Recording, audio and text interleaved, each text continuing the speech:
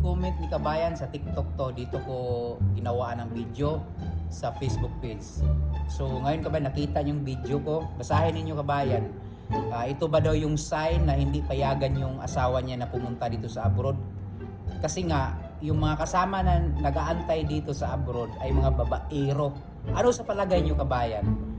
Kung ang asawa ninyo, ang kasama niya dito sa abroad ay mga babaero, ano yung sa tingin nyo?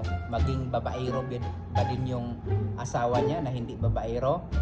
Diba? Pero delikado kabayan, no? Kasi nga, dito sa abroad kabayan, kung gusto mong umiwas sa mga ganyan na mga taong babaero, kasi yung mga babaero kabayan dito sa abroad, hanap ng mga babae yan.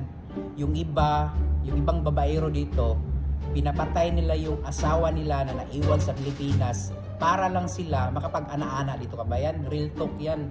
Sasabihin nila na patay na yung asawa ko kahit ang lakas-lakas pa ng asawa niya na naiwan sa Pilipinas.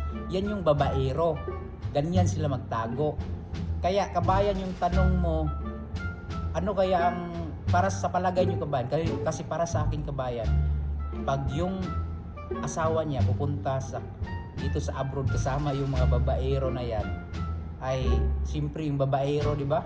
Gala yan, no? Alam niyo naman may galaan din minsan sa abroad, di ba? Gagala. Siyempre, mga kasama, meron ding mga babae diyan, mga ganda. Siyempre, medyo delikado din, no? Delikado, no? Kasi diyan kasi nag-uumpisa yung mga kabit-kabit diyan, juwa-juwa sa mga barkada. Diyan nag-uumpisa. Kaya ako kabayan, wala talaga akong barkada kahit ganito yung muka ko kabayan. Kahit ganito yung muka ko, sa dami-dami ng mga tao dito, mga kabayan natin, posible din na makapagkabit ako kung sasama ako sa mga kaibigan ko na mga babaero. Diba? Ang babaero kasi palit ng babae, punta doon, punta dito, gala, isasama ka para may kasama siya. Yun yung mga babaero eh. Maghahanap yan ng kasama niya na mga OFW para may kasama siyang pumunta doon.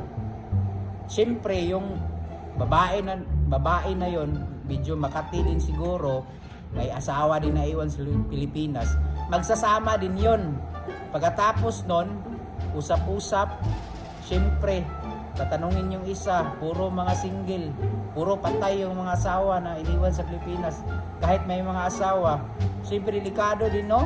Delikado din to sa kabayan, pero depende pa rin dyan depende sa inyong dalawa kung paano ninyo mahalagahan. Baka kahit mahal niyo ang isa't isa, pero yung tentasyon kasi pagkasama mo yung ibang tao na hindi